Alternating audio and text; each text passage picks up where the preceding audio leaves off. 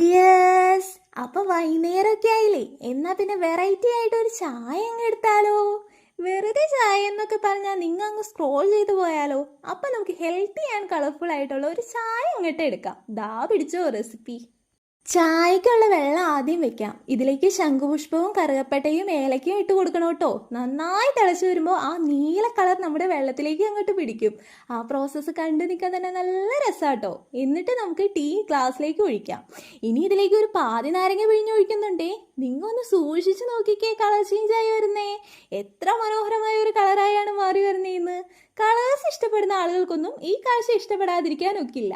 ഇനിയിപ്പോൾ തേൻ കൂടി മുകളിൽ ഒഴിച്ച് മിക്സ് ചെയ്താൽ ഹെൽത്തി ആൻഡ് ടേസ്റ്റി ആയിട്ടുള്ള നമ്മുടെ ബട്ടർഫ്ലൈ പി റെഡി.